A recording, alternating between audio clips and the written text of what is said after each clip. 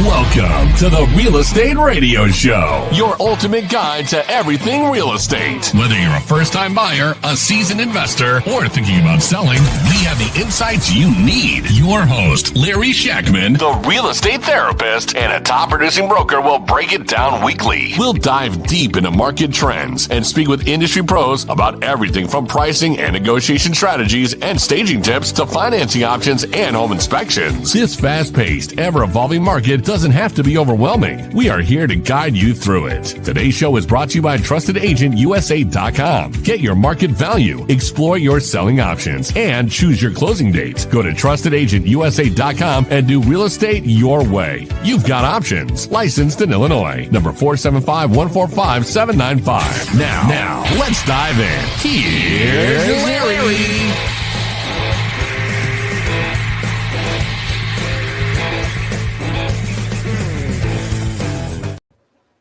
All right, everybody, welcome back and welcome to Real Estate Radio. We have a great show today. We're going to start off as soon as he gets here with Dylan Kramer. We're going to talk real quickly about the mortgage market, what's going on with rates, and just what's happening out there. There's a lot going on in real estate, and at the same time, there's not a lot going on. So I know that might be confusing, but we'll touch on that a little bit.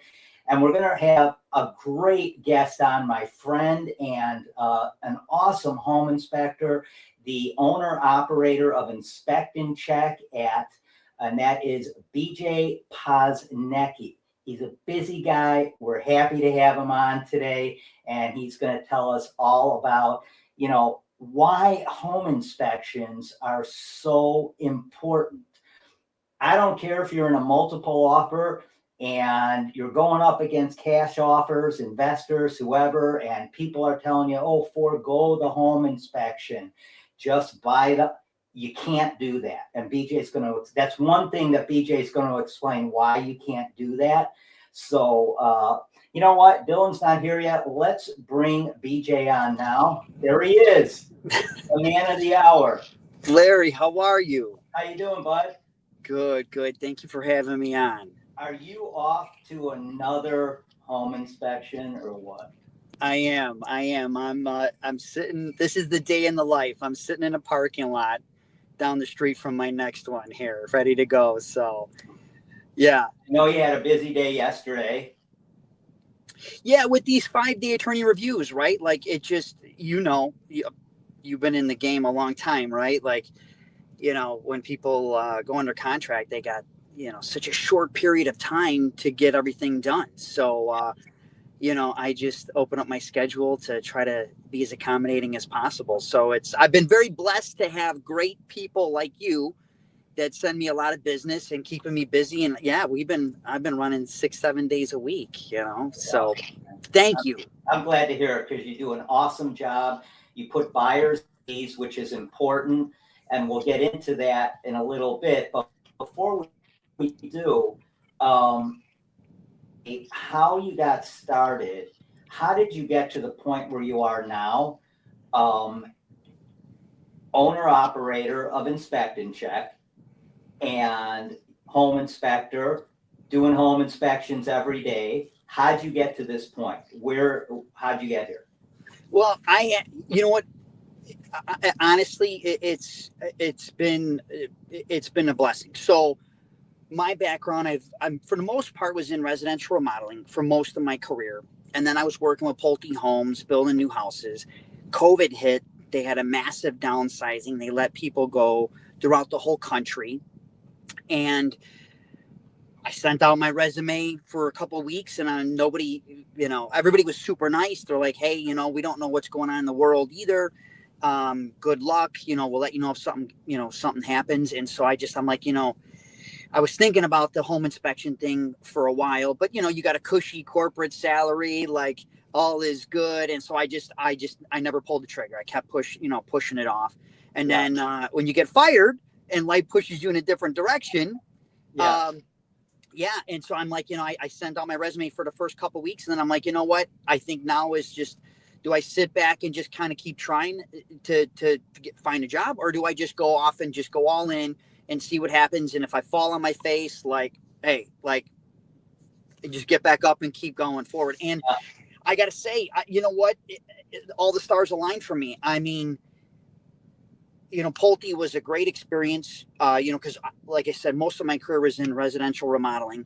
So to be with a big company, a big builder like Pulte Homes, and to be surrounded by some of the brightest minds in the new home building industry was a huge, a great opportunity for me. I just took advantage of that, of that, of being in that company and surrounding myself with sales and land development and the construction division, warranty, everybody, and that has led to all of that has led to who I am now, and that's been a huge help to my success on creating a world class home inspections experience. So, yeah. And I just like how you and I met, through social media. I was overseeing Pulte's warranty division, and I would just get hammered day in and day out with inquiries on, hey, I'm experiencing this or that. And I couldn't get anything done, the tasks that I needed to get done. So I started shooting how-to troubleshooting videos, and people seemed to like it. It kind of just seemed to work. I shoot the video, I post it on YouTube, send them the link, and just be like, watch this video. And it just seemed to work. People liked it. And so when I went off and did started my home inspection business, I just basically kind of just used that model of just making the videos and posting them and befriending real estate agents. And what a great day and age we live in, that you can build a business from nothing with social media. Hey man, welcome to America, right? Oh my God. Honestly, what a great time to be alive. You know what I mean? And especially if you're like real estate agent, or just trying to build a business, anything, like anything is possible with this social media thing. So ask Gen Z, man. They're building businesses every day online. So it's a whole new world out there. So how long ago was that you transitioned into home inspections and Inspect-N-Check? How long ago was that? It's literally been 4 years, November of 2020. Oh, okay. So it's been 4 years. So yeah, we got let go May 2020. I went ahead and spent that whole summer just getting all my ducks in a row, got the course, got the incorporated, got all of my back of the house stuff done throughout the summer. And then, I was just sitting waiting on my license. I submitted everything in July, but COVID, reduced staff hours, all that. So I didn't actually get my license so I can operate until like the end of October. So yeah, we're at 4-year anniversary this month. That's awesome. Congratulations, man. Yeah. Thank you. Beautiful thing. Hey, so, like me, I'm a broker. I'm a title agent. I've been in business for 24 years. You've been in real estate for years, whether with Pulte or as a home inspector or whatever else. And how do you, because I run into this every day, and all the agents I work with run into this every day, and agents I talk with me about this. How do you differentiate yourself from all the other home inspection companies out there? Because there's a lot of them. Yeah. And they're very good. They're good. There's a lot of good home inspection companies out there. It's tough to find a good home inspector that you're comfortable with, because that's like everything else in business. You got to be comfortable, know, like, and trust the person you're working with. And how do you separate yourself? How do you differentiate yourself from the masses of home inspectors out there? Yeah. Like you said, there's a lot of great guys. I mean, I have a lot of friends that are home inspectors, and they are phenomenal home inspectors. I think what's worked well for me is, no house is perfect. Everything gets old. Everything ages. Eventually everything breaks, but everything can be fixed. So the thing is, there's, when stuff comes up on a home inspection, I'm not that kind of guy that I'll never tell anybody to walk away from a house. It's all we're there to do is just share with the client what we find, try to offer some solutions. Again, everything can be fixed. And I think it's how I think what's worked well for me so far is how I deliver what I find. You know what I mean? Like a lot of guys have a tendency in my industry, unfortunately. Well, here, it's funny. A lot of home inspectors are usually guys that had remodeling company that failed. They worked for a builder and they got fired. And they have a chip on their shoulder. And I'm like all the above. And and it's funny how these how sometimes guys can scare people on the house. But the thing is that's what we're there for. And I think it's all how you deliver what is found during the inspection. Yeah, So I mean, from the perspective of a real estate broker who's bringing the buyer to the table, and hey, this is BJ. Work with him a lot. Awesome home inspector. You're gonna get 100-page report with pictures and videos of every little thing you could possibly think you don't want to know about this house, right? And so what you just touched on is really what I think is the most important thing when it comes to being a good home inspector. And that is delivering the results of the home inspection, because literally, folks, BJ is going to give you a link that's going to take you to a report that's 100+ pages long in some cases. It's going to cover every system in the house, everything from the roof to the basement to the HVAC to is there any mold in the house? Is there anything leaking behind the wall? What's the flashing look like around the chimney? I mean, obscure things you never think about. You may never think about once you move into the house, but you are going to get this 100-page report, and it's going to come tabbed with yellow, green, and red tabs, right? Yeah. And these yellow, green, and red tabs are going to tell you, hey, this is a warning, keep an eye on this. Or red, hey, you have to get a licensed inspector in there to take a look at this, I think, and kind of, give you the okay on it before you move on, or tell you what you need to do to fix it. And then you can go down that road negotiating it with the seller and, all that good stuff.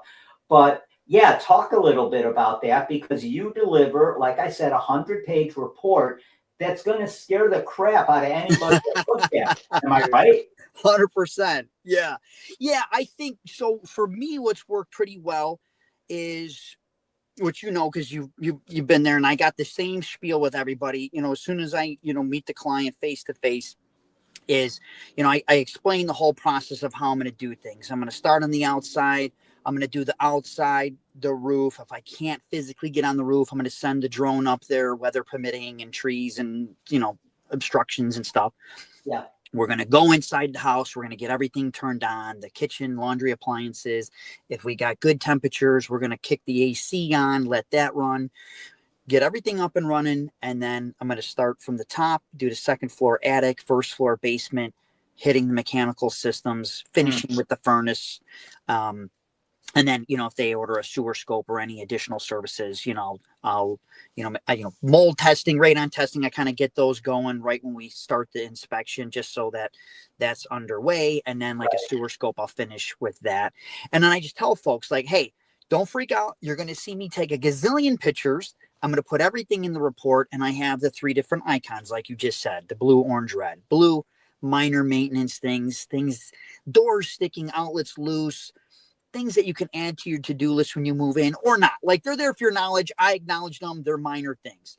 Orange, I like to classify those as, orange is a recommendation, but I like to tell people those are things that like I would put on my to-do list if I was buying this house, and, or if something's maybe getting a little bit older, but it's working today. So like, the gutters are a little bit close to the house, right? Like, hey, like, a $10 gutter extension can make a world of difference to getting the water away from the foundation, right? Like, you let that go for years, it could settle the house, right? Where it could be a little bit more costly. Mm-hmm. And then I always tell people, anything electrical, water leaking, something not working, even if it's an easy fix, and we'll go over these if we have any, I'll use that red defect, but I could use it for a $25 part, one of those outlets that go by a kitchen or a bathroom sink, the GFIs, the ones with the little test and reset button, to, maybe an issue with the sewer pipe that could be, in the thousands of dollars, and I think just going through my process and how things are going to go through the inspection. And then I always give people the option. They're more than welcome to follow me around as I go through the home. They're more than welcome to follow me. If they want to hang out, I can grab them if there's something bigger, recap at the end, hybrid. However, I like giving people the option, that they're more than welcome to follow me, and we can work however they like. Some home inspectors are like, leave me alone. We'll just go over it when we're done. I like to offer the hand holding, if people want it, especially with first time home buyers, right? Like it's a lot. It's a lot. It can scare someone, man. Yeah. It really can. Taking care of a home's a lot. You gave me some great advice. You really did. So I want to say this was a couple of years ago, probably. And I used to always tell my clients, I work with BJ. He does an amazing job. He's going to give you a report that's 100 pages long, going to tell you everything about the property. You don't really need to take a day off work to go to the home inspection. I completely changed that after talking to you, because it doesn't make sense not to send your buyers to the home inspection. At least one of them, have one of the buyers there or all of the buyers there, preferably not with the rest of their family, but the buyers, right? It makes sense for the buyers to go to the home inspection, because that way, when they're there with you, you're going to be able to do just what you explained to me. And that is articulate what you're seeing and what you're finding in real time at that time, as opposed to them getting this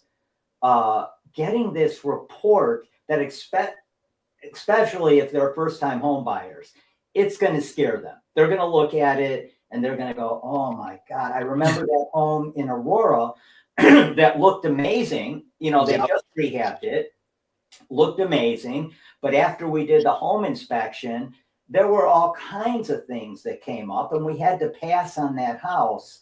Do you remember that house? I do. Yeah. And lost some buyers, and we found them another house, and you did the inspection on that house. Good to go. And they were just happy as can be with the house they found and bought. But I think it's so important to have your buyers at the home inspection so they can be there with you. And even if they don't shadow you around the whole thing, when you find something that you think, hey, I want to explain this to you because you're going to see this on the report, but I want to let you know, blah, blah, blah, and put them at ease, or tell them, listen, I found this. If I was buying this home, I would have a mold inspector come in and take a look at this.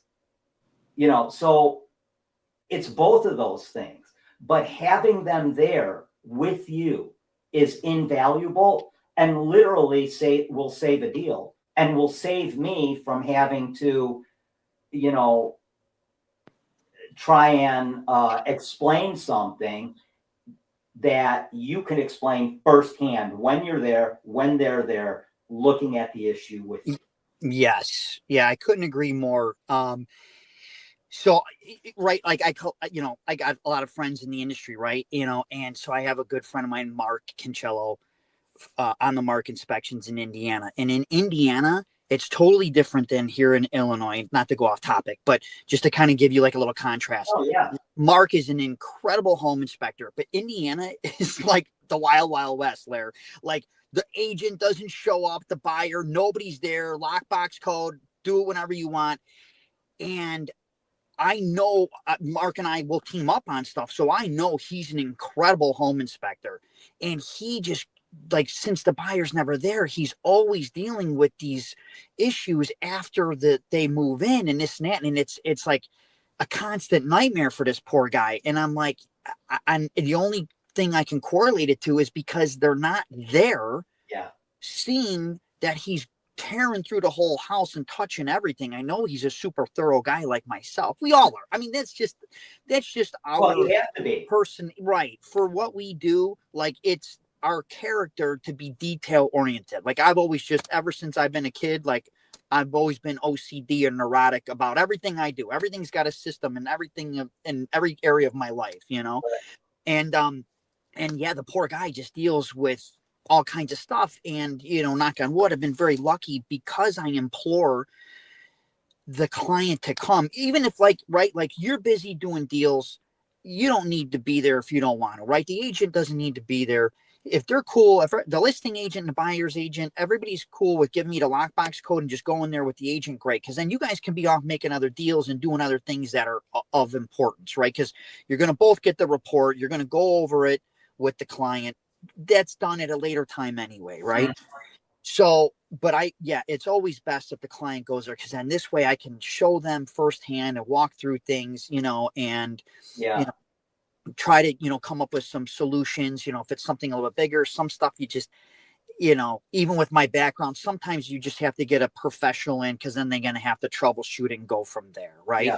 But yeah, it definitely does help with the client is there. So do most agents, and what you said is true. The agent, it's not imperative that the real estate broker is there that's representing the buyer. It's more imperative that unless the listing agent requires that, but if not, what's really important is just making sure the buyer is there. You just have to make sure the buyer is there, because without it, you're going to be explaining things that you don't need to be explaining, that BJ should be explaining. And it's not a great look. It's better if the buyer's there, getting it firsthand, real time, at the time you're looking at it. And I just think, I mean, that was so because for most of my career, I was always telling the buyer, you're going to get this huge report.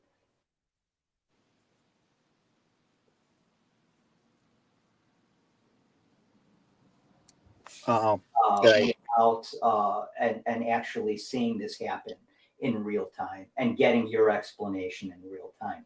So I'm curious, you kind of mentioned how you go about doing a home inspection. When you first get there, you know, you do the outside first, you get a look at the roof. Do you use a drone to look at the roof, or do you go up on the roof? If I can safely get up on the roof, I like to get up on the roof, just because nothing beats being, you know, 4 feet, 5 feet away from it, standing on the roof and seeing things and bending down and right. So, but yeah, I mean, you know, somebody's houses, these 2-story houses, you know, with these steep roofs, you know, or, you know, the split levels, or the ones with, you know, multiple levels, you know, sometimes it's just challenging. You know, I've done it. I probably shouldn't be doing it. It's probably not the smartest decision I made, but a lot of times I'll go up on the lower roof, grab the ladder, pull it up, and then go up there. I mean, really, you should be having two. Why women live longer than men? You got to be careful, you know. But I think that what are like some of the main things that you come across when you're doing a home inspection? Some things that need repair and you might come across on a more regular basis than others, and maybe buyers should keep their eyes open for. So are we talking more like general home maintenance, or? Yeah, general home maintenance. Well, definitely taking care of the mechanical systems. I mean, that's probably one thing that I see the most is delayed maintenance on the furnace, air conditioner, and water heater. So, you know, I mean, you know, just like anything, right? You take, you know, you take care of it, it's going to last longer. So staying on top of annual maintenance for the furnace and air conditioner, like that's money well spent. Like every year, just have a heating and air guy, go through it, clean it, anything that looks a little questionable, replace it. We want to, that stuff is expensive. You know what I mean? We want it to last as long as possible. You know what I mean? You're anywhere from 3,500 to 5,000 on a furnace. Same thing for an air conditioner. Yeah. Water heaters, depending on what kind you have. If you have a 50 or a 75, those can get 1,500 to $2,000. They can get expensive. Yeah. Water heaters, I usually tell people, twice a year, it's something you can do yourself. Just, there's a drain valve at the bottom of the water heater. Usually your furnace and water heater, all that stuff is usually in a mechanical room. We're not always, but usually it's close to a floor drain, or there's usually a floor drain in proximity or a sump pump. Just take a hose right from the water heater, put it down the drain or the sump pump, open up the valve, let it flush out the water heater a couple times a year, spring, fall, get all that sediment out, that'll help it last longer. Because a lot of times, the water heaters, for example, like when they need to be replaced, it's usually because the tank rusted out and they got, there's nothing you could do at that point. All the other parts you can replace, the pressure relief valve, the gas control valve, the external stuff is easy to replace, So, I would say delay maintenance on mechanical systems. And then, I mean, I know it's really not falling right into your question, but like the one thing I see quite a bit is moldy attics, and I think I want to get into that. Hang on. Okay. A second, because I want to go back to what you were talking about with just maintenance on things, because, you move into a house, right? You get a passing grade on your home inspection and you move into your house and you get back to your life, right? You start doing your thing. You don't think about, cleaning the furnace every year, changing the filter every year, draining the hot water tank every year. How do you get homeowners to wrap themselves around? This is important. You got to do this stuff if you want to maintain these things and not have to replace them before you should. Well, I mean, do it at home. How do you have a list or some type of maintenance list or something that, hey, every fall I'm going to do this, every spring I'm going to start with this? I'm sorry. Yes, so I'm a big fan of putting reminders in my calendar and my phone. Every month check furnace filter. Every year have it cleaned and serviced. Yeah, so I'm a big proponent of using my calendar and my phone and putting those reminders in there. Mm-hmm. Yeah, that's the way to go. So important, because people don't automatically, that's not something they're thinking about day to day unless something breaks down. Right. So let's get back to mold in the attic. And you say, you mentioned that you see that a lot, right? You see, or you come across that. And yeah, moldy attics are a problem. I was a huge REO agent for about 10 years. So I sold thousands of foreclosures. And you know what happens to a house when it sits vacant for some of these houses I had in my inventory for 2 years before we ever started actually marketing it after it went through the foreclosure process. And in Illinois, because we're a judicial foreclosure state, that could take 2, 3, 4 years to get through the foreclosure process. And we actually start marketing it then and put it on the market, that kind of thing, rehab it and all that. So I have seen black mold in houses that I would walk into, and I had to have the N95 mask on and all that. But I have seen black mold from the basement to the third floor, like enveloping the entire home.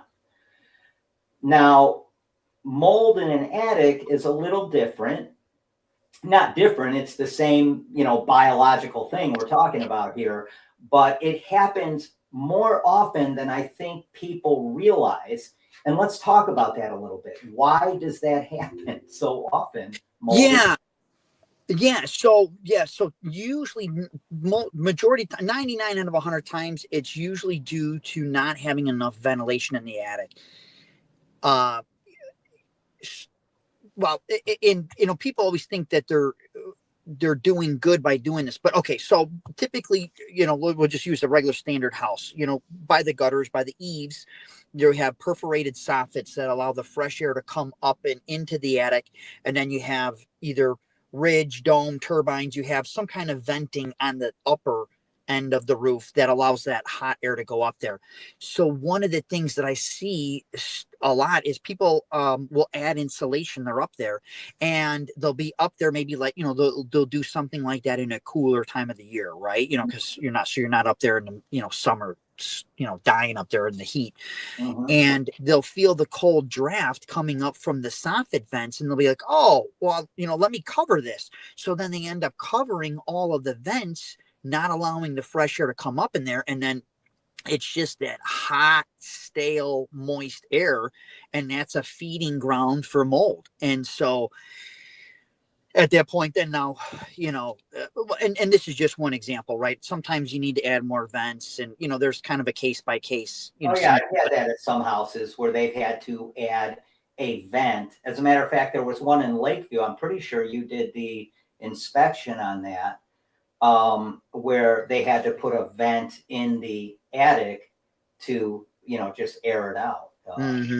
Yeah. And that's a good point. So what you're saying is when homeowners go up there and they just throw a bunch of insulation up there without really thinking about it, that could cause the problem in and of itself.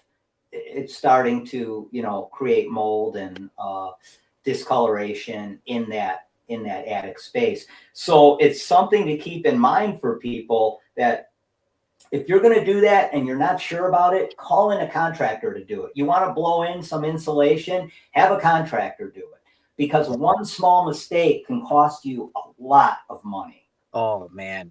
I mean, that's an expensive trade, the insurance, the product, working in some of these tight areas. So, yeah. And then it's twofold. It's having a mold contractor get rid of the mold, but then you have to have a roofer get more ventilation in there so it doesn't come back. Because I can't tell you how many times I've seen the remediation done, but they didn't have a roofer come in and it all came back, and now you just wasted all of that money, Oh my God. Oh yeah. Yeah. I actually this was the first I seen.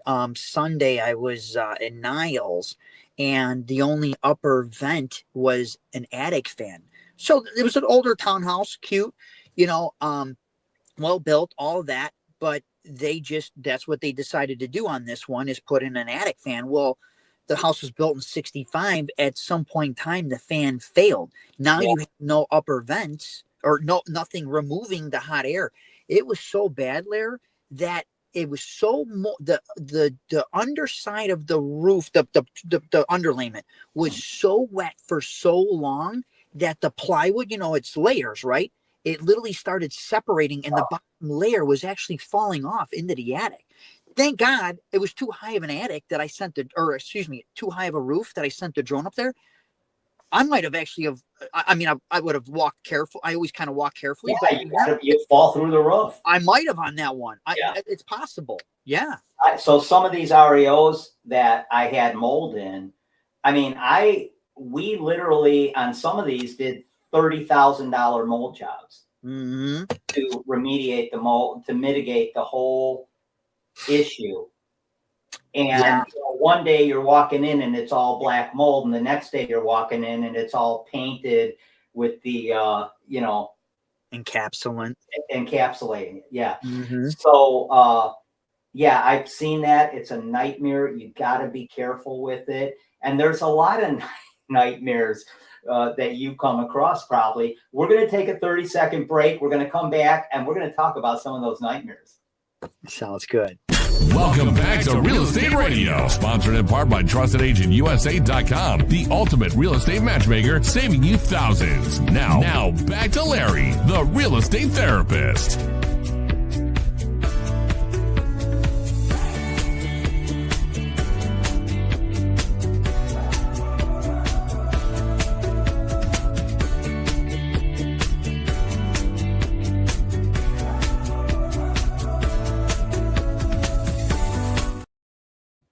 All right, everybody, we're back. I'm just shooting something off to Dylan here, see if I can get him hooked up and we can do this, talk a little mortgages later on in the show. But so we ended by talking a little bit about some of the nightmares and horrific things that you see when you're doing home inspections, and things that maybe buyers need to keep an eye out for. But give our listeners just a little idea of what are some of those things? What are some of the craziest things you've come across? Well, it's funny you asked me this, because I literally, my last post was a video of a house that I did earlier this year in Oak Forest. It was a couple of younger kids. It was their first rehab flip. And I get it. Like, I've been there, you know what I mean? Like, you think, I'm just gonna, this is easy. I'm just gonna hire guys to do it, and I'm gonna make all this money. So nobody was obviously checking on the project. So it's the dead of winter. It's January, February. I get there. Long story short, they basically, like, the sump pump, the drain tile for the sump pump, like, clogged up. So now when the sump pump's going off, the water's shooting back out of the pipe all over the gas meter. The gas meter freezes. Gas is pouring everywhere. So I really shouldn't have, like, even moved forward, but I'm like, well, it's outside and I'm all the way down in Oak Forest. I'm just gonna, I know it was not the smartest idea. I was there by myself, you know what I mean? So I just went ahead and, like, kept all the doors and windows and everything open and went forward. But oh yeah, I mean, they didn't hook up the plumbing to the kitchen or the bathroom. There was no running water. The electric wasn't hooked up for the garage door openers. No insulation in the attic. They obviously, when they renovated, they pulled the ceiling down. All the insulation came out. So then when they re-drywalled, they just never went back up there and insulated. So there's no insulation in the attic. Now, this was a home that was already rehabbed, right? Yeah. Yeah. It was a flipped home.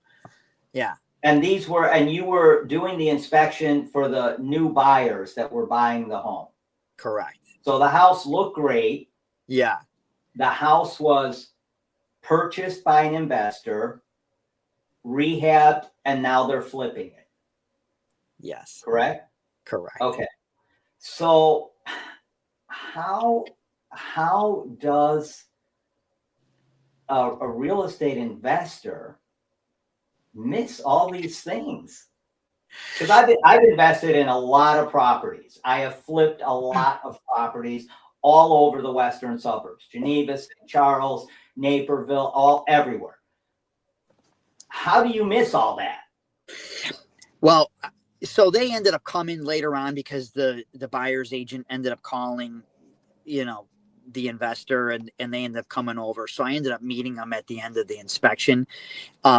Again, it just, they were a couple of younger guys. It was the first one they ever did, not realize, thinking that you could just pay people to trust them to finish the job and not check up on it. Like, you always have to do that quality assurance. You know what I mean? Like, somebody's got to be managing the project and keeping an eye on things and staying on top of the guys. I mean, that is crazy. That is crazy, dude. I mean, that's a lot of stuff, because I saw that video. Oh, did you? Yeah, I remember when I saw that post probably like 3-4 days ago. Yeah. And I remember watching it and thinking, wait, this was rehabbed? How did they miss all this? I mean, that's like crazy stuff to miss. Yeah. Yeah. I mean, on the surface, it looked great. I mean, they picked nice finishes and fixtures, as you could see in that video, but yeah. Nice stainless steel, nice counters, nice cabinets. If you walked in the house and just did a visual on it, you would say, great job. Mm-hmm. Love it.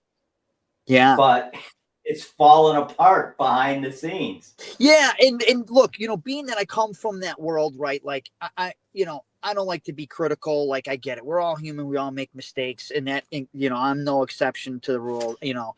But you know, it just, it just, people just got to give time to just take time. You know what I mean? To check things. That's all it is. You know what I mean? Yeah. Like, you know, when you know, there's always been a saying in the construction industry that 90% of the time is the last 10% of the job. Like, you know, Yes. like, you know, it does. I mean, you know, Yes. I mean, it goes fast, but then it's, you know, at the end, it's taking that time, going room to room and just, you know, checking that everything is good. You know what I mean? And like, I time everything. Like when I used to be with Pulte, you know, I would, you know, do warranty inspections, quality assurance walks, you know, so, you know, Pulte had unfortunately, a lot of us were so busy and had so much on our plate, it didn't get implemented, but it was supposed to be somebody else other than the project manager was supposed to walk the house and do a confirmation walk, basically give a second set of eyes. So kind of like a watered down home inspection. Sure. I time everything. It's, you know, on a 3,000 square foot, let's just call it, you know, a 2-story house with a basement. It's 3 to 4 hours. I mean, like, I hate to say it, but like people that run through trying to check something in an hour and a half, it's just not enough time. You know what I'm saying? Yeah, you have to give yourself enough time to do your due diligence. I don't care if you're a home inspector like BJ or if you're an investor like me or another investor that for whatever reason you have got to, like, before we would put a house on the market after rehabbing it, man, we tested everything and made sure it was all running perfectly. And, you know, not only that, but one of our things is we wanted to have 1 or 2 wow factors in every investment property that we rehabbed and put back on the market. So whether that was like a shiplap, a wall with shiplap that people came in and their eyes were immediately drawn to that, or whether it was a bathroom with a really nice claw tub in it, or, you know, just something unique. But as important as that is, you've got to go in there and you've got to make sure that when you're putting this house back on the market, it's going to pass with flying colors. You know, otherwise you're going to run into that same thing that happened with you in that video. Mm-hmm. Yeah, it's you really have to you got to do your due diligence, whether you're a buyer, a home inspector, or an investor. Any other that you could think of, any horror stories that you can, you know, it's how we just passed Halloween, so I thought horror stories a good sub. Any other like horror stories or anything that you could think about that you've come across that buyers should just be aware of? Well, you know, I'm almost to the point where I almost feel like this is more important. And I don't know if this answers your question or not, but I almost feel like scoping the sewer is almost as important as the home inspection. Like, here's the thing, like the home inspection, like I can kind of walk somebody through like, hey, you know, peek your head in the attic. Do you see any mold? Look at the, you know, mechanical systems. Do they look old? Are you seeing any excessive cracking, you know, on the exterior walls, you know, or throughout the home, you know, that, you know, could be an indication of structural failure. Like those are the things that we can see.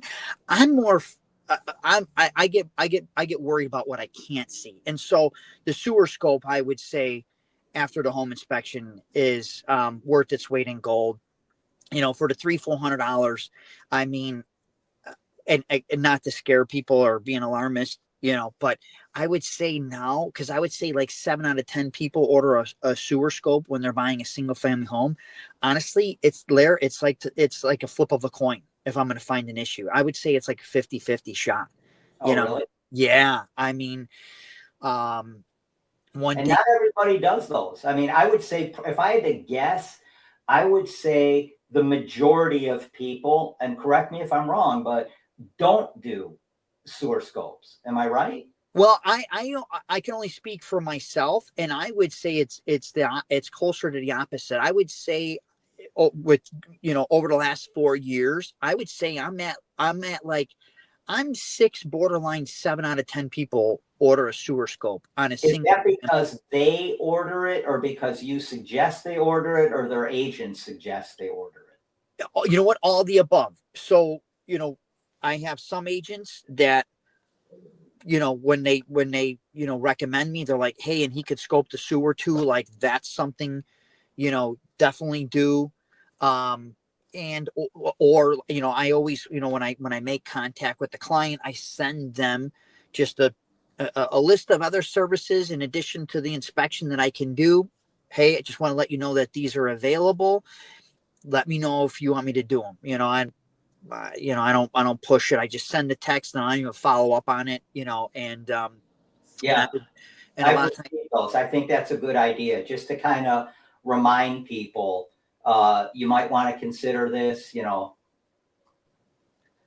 yeah, just sharing with people what's available. You know what I mean? That they may not know. And it's funny because they must, like, at first, a lot of people, like first time home buyers, be like, we're good with just the inspection. And then they must forward that to like a family member or a friend. And then all of a sudden, like next day later, they're like, yeah, I want the sewer scope. And it's usually because they sent it to somebody that had an issue with a sewer scope or sewer, and it costed them thousands or maybe even tens of thousands of dollars. I mean, just right off the bat, like here, like any, the pipes, let's just say the pipe sheared right out of the foundation wall, right? Like, let's just say they don't put a good substrate underneath the pipe coming out of the foundation wall, and then they backfill and they put all that, soil back on it, and then the pipe shears. That's one thing I see a lot, where the pipe drops down, where the water's still flowing fine, but now the water's back flowing out of there and washing out the underpinning, and then eventually the pipe completely collapses. Just something like that, Lair, depending on, how deep it is, what's above there, landscape, patios, the sewer pipe can be anywhere from 4, 6, 8, 10 feet deep. You're looking at $3,000 to $6,000 just right there in that one repair. Yeah. You know what I mean? They add up so fast. Oh yeah. So fast. Yeah. So that is a really good point, because we've been through some crazy markets, right? Where things were just flying off the market. And now it's settled down in the last few months for sure. So it's not the same market it was several months ago, where if you put a house on the market and you position it correctly, price wise, you're going to get multiple offers on it, and you're probably, or could very well, go over list price, and you're going to have a lot of fervor and activity and all that. And what that has caused a lot of people to do is say, you know what, Larry, tell them I just won't do the home inspection. Tell them we're going to forego a home inspection. We're going to forego an appraisal if they're buying cash. And we're just going to tell them we just want the house. We just want the house. And we're going to pay 40 grand over list price for it. And so people, for a while there, I would never tell anyone to do this. And I never have told anyone to do this. Even in a multiple offer situation. But very often in a situation like that, a buyer may opt to pass on a home inspection and say, hey, we're going to buy it as is, and we're not even going to do a home inspection. Give me your thoughts on that. Well, yeah, and I get, believe it or not, I get asked this question quite a bit, and I'm sure everybody's thinking I'm going to obviously hard sell getting an inspection, right? And so that that I get the business. You know what? Here's the thing. If you love the house and you got money in the bank and you can afford any potential issue that comes up, then cool. Like, move forward, or like, hey, if you're doing a gut rehab, yeah, that's different. What's that? That's different. Yeah. Okay. If you're going to rehab the whole home, you mean? Yeah. Yeah. Yeah.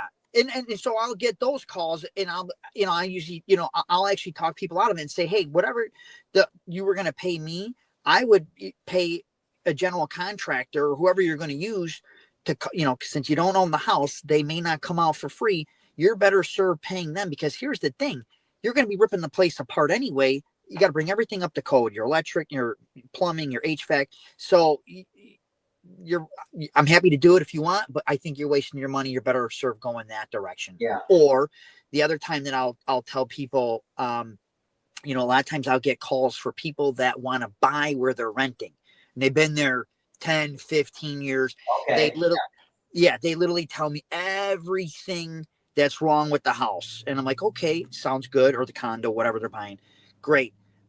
Literally, they tell me everything that's wrong with it. I'm like, okay, did you guys already agree on a price? Yes, it's as is. I'm like, okay, with everything you just told me, if you went back to the seller and asked them for something and they said no, would you still move forward? And they're like, yeah. Then I'm like, save yourself the money. There's no sense in me coming out. Yeah. You know what I mean? You already know. So, for people that are,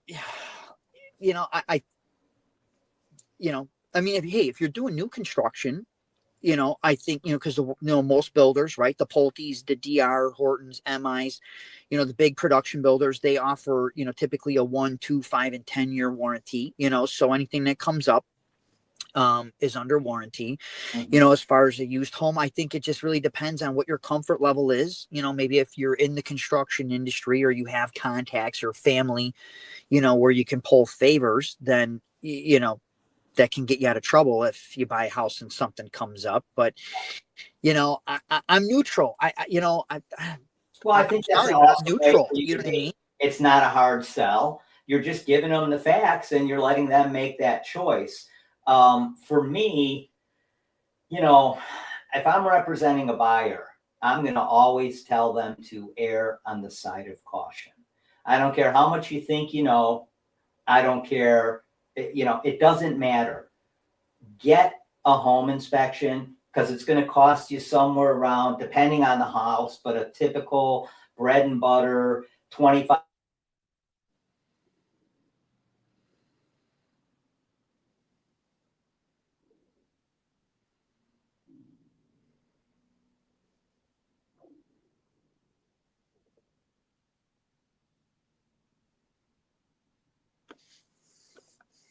Larry, I think I lost.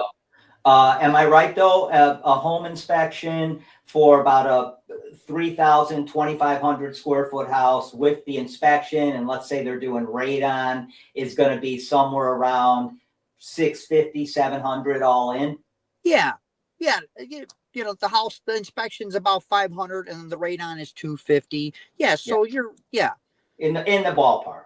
So correct. That's my point, and that is that guys, if you're going to invest in this $400,000, $500,000, $600,000 thing that you're buying, it makes sense to do the home inspection and go in there with some peace of mind.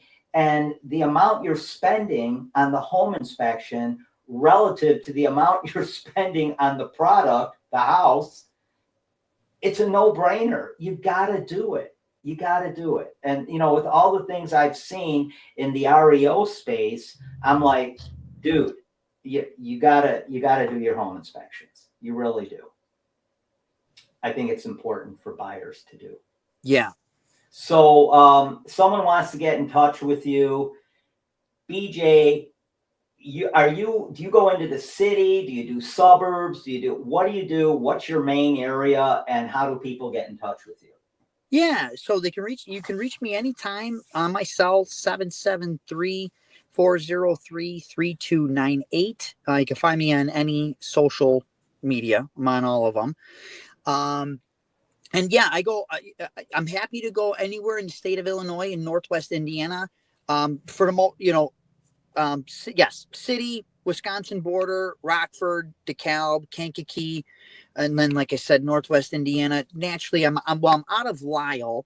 Happy to drive anywhere. Obviously, if it's a little bit farther away, there's just a travel fee added on top of it. Right. So, but guys, I can vouch for BJ. He does an amazing job. He's great with buyers. And like we talked earlier, that is so important because every buyer, I don't care if you're buying new construction, I don't care if you're buying an 80-year-old home or you're buying a house that was built 10 years ago, stuff's coming up on that report. And someone's going to need to explain it. And BJ, you do an awesome job doing that. You put people at ease and you let them know what's up. So I thank you for that. And if you guys want to get in touch with BJ, one more time on your phone number. 773-403-3298. Awesome talking to you today, dude. Thank you for having me. It's always great. At Mexican, I owe you one at that Mexican restaurant. We're going to go back there. The place was great. Right? I had to fuck for about an hour and sober up. My God, those margaritas were strong. Awesome margaritas, man. All right, dude. See ya. Good luck today. Thanks, bud. See you soon. See ya. Yeah. All right, everybody. That was BJ Poznecki, owner operator of Inspect-N-Check Home Inspections. BJ's an awesome home inspector, does a great job. If you need a great home inspector, be sure to get in touch with him. Dylan wasn't able to make it today, but I want to cover something real quickly. So we know that 30-year rates are somewhere around, I want to say somewhere around 7.3% right now. Having said that, though, if you go online, if you just look up what's the 30-year rate, you may get an article that comes back and says the 30-year rate is 6.91%. I did this yesterday. That's what it came back at, 6.91%. And I was talking to Dylan and I was like, hey, I'm curious about this. What are the 30-year rates right now? And he said, oh, they're about 7.3. I said, why am I going online and it's telling me the current 30-year fixed rate is about 6.91? And he said, because they're not including any points. They're not including other things that is giving you the actual interest rate on a 30-year fixed loan. So you got to be careful about that when you're looking things up on the internet. Make sure you are checking those things and making sure that you're talking with somebody that actually does this every day and is going to be able to tell you whether what you're seeing and what you're hearing is correct or not, because rates are at about 7.3 now. But if you go online, a lot of places you'll see 6.9. Somebody sent me something, an email the other day that said 6.45. And we know that's just not the case. That might be someone buying down a rate or, some other thing where they're able to lower that rate a little bit from what the current rate is. So be aware of that and make sure you're talking to experienced mortgage brokers. Make sure when you're buying a home, you're working with an experienced agent that has deep market knowledge of the area you're buying in, and make sure you get a home inspection. That's all I'll tell you. I have ripped down many walls in homes and found things I never thought I was going to find. And doing a home inspection is going to save you a lot of heartache in the long run. So guys, thanks for tuning in. I appreciate you checking out the Real Estate Radio Show. We're on every Thursday at 11:30. You can catch us on YouTube at Larry Shakman. You can also catch us on LinkedIn, and you can also catch us on Facebook. So you guys take care, be well, and we'll see you next time. Thanks for joining us on Real Estate Radio with your host, Larry Shakman, the real estate therapist and top producing broker. Now, go to TrustedAgentUSA.com and save thousands when you sell, buy, or invest. Illinois license number 475145795. Tune in next week for the ultimate real estate radio experience.